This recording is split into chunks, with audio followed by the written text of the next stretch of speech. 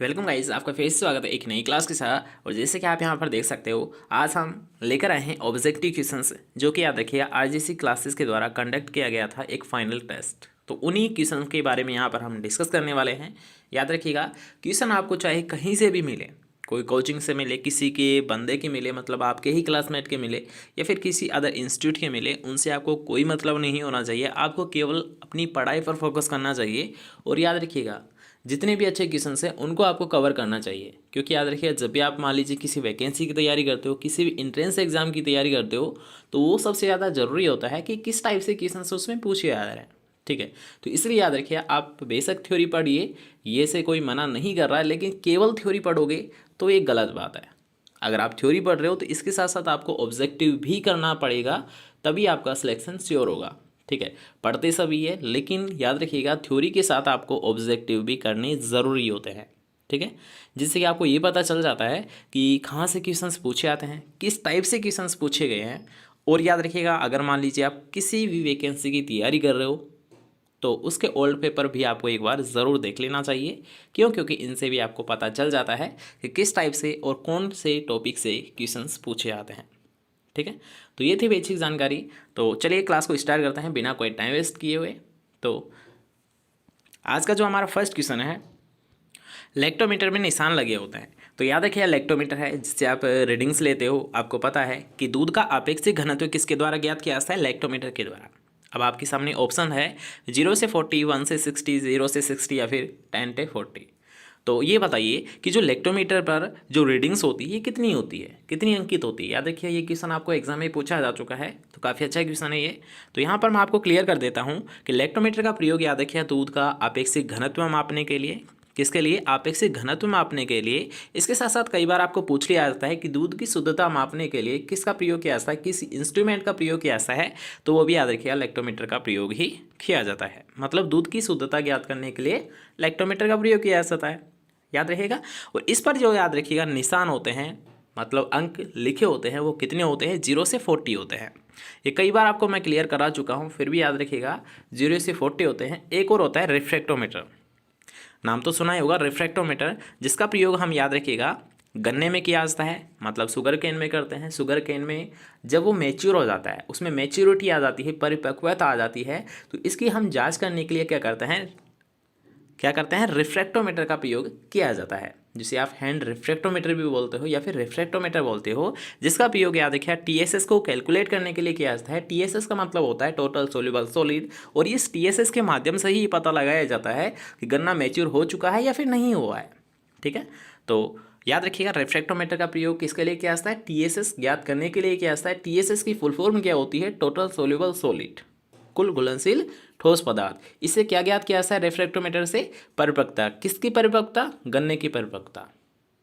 ठीक है, चलिए नेक्स्ट क्वेश्चन की यहाँ पर बात करेंगे। अब यहाँ पर आपको याद रखिए, इस क्वेश्चन से, ऐसे क्वेश्चन याद रखिए, आपको बहुत कुछ सीखने को मिलता है ऐसे क्वेश्चन में। तो सबसे पहले याद रखिएगा, यहाँ पर पूछा गया कौन सा सुमेलित नहीं है। एक साइड आपको दे रखी है फसल, कुछ उनके याद रखिए कैरेक्टर दे रखे हैं, जैसे कि मान लीजिए टमाटर का लाल रंग होता है, किस पिगमेंट के कारण होता है, किस वर्ण के कारण होता है। ठीक है, तो यहाँ पर याद रखिए फसल आपको दे रखी है, वर्णक आपको दे रखे हैं एक साइड, तो आपको मैच करना है। तो सबसे पहले याद रखिए, टमाटर का लाल रंग क्या लाइकोपीन के कारण होता है?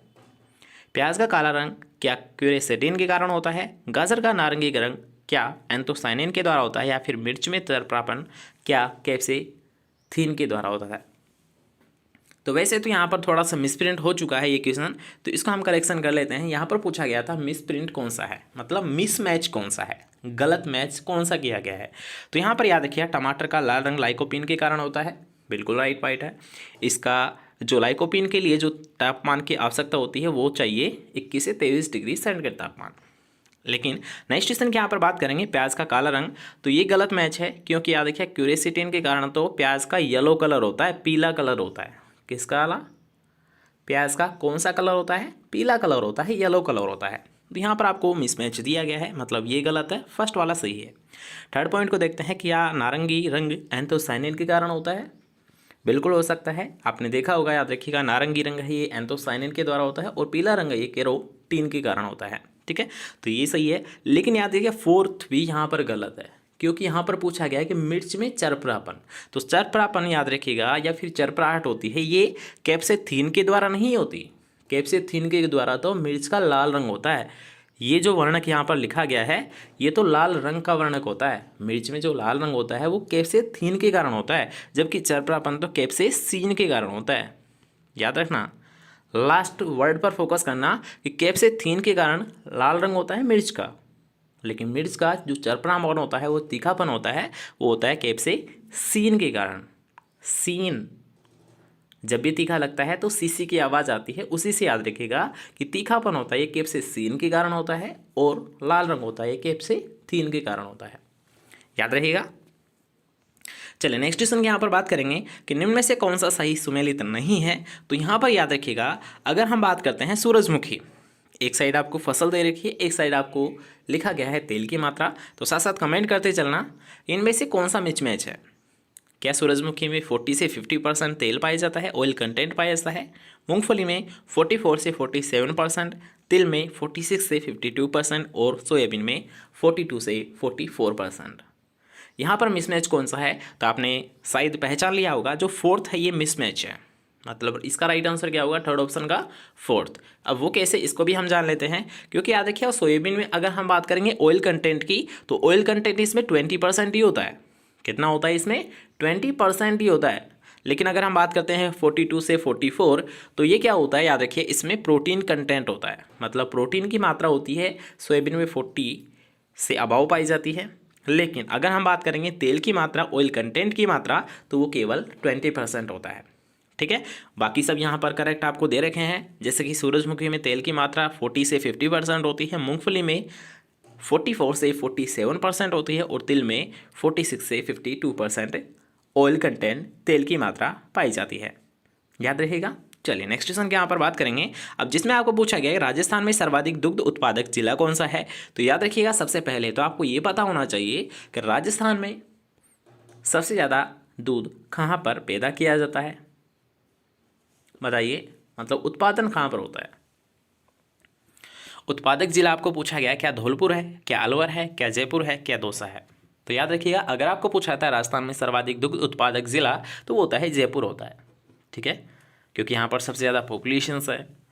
तो आप ये भी अंदाज़ा लगा सकते हो, जहाँ पर जनसंख्या ज़्यादा रहेगी वहाँ पर पशुपालन भी ज़्यादा ही होगा, और अगर पशुपालन ज़्यादा हो रहा है तो वहाँ पर क्या होगा, दुग्ध उत्पादन भी ज़्यादा होगा। ठीक है, चलिए नेक्स्ट क्वेश्चन की यहाँ पर बात करेंगे, किस नस्ल की बकरी के पीछे की टांग पर घने लंबे बाल पाए जाते हैं। काफ़ी लंबा क्वेश्चन है, याद रखिएगा, काफ़ी बेस्ट क्वेश्चन है, काफ़ी अच्छा क्वेश्चन है। कई बार आपको एग्जाम में पूछा जा चुका है कि ऐसी कौन सी बकरी है जिसके पीछे की टांगों पर, याद रखना विशेष लक्षण है एक, कि पीछे की टांगों पर क्या होता है, लंबे घने बाल होते हैं। क्या होते हैं, लंबे घने बाल होते हैं। तो बताइएगा इसका राइट आंसर क्या होगा, क्या जमुनापारी, क्या बारबरी, क्या सिरोही, क्या बिट्टल। तो यहाँ पर अगर आपको पूछा जाता है, याद रखिए एक विशेष लक्षण कि ऐसी कौन सी बकरी की नस्ल है जिसकी पीछे की टांगों पर लंबे घने बाल पाए जाते हैं, तो वो होती है हमारी जमुनापारी। ठीक है, जैसे हम क्या कहते हैं, इसकी नाक कैसी होती है, रोमन नाक होती है। किस प्रकार की होती है, रोमन नाक होती है। काफ़ी मोस्ट पॉपुलर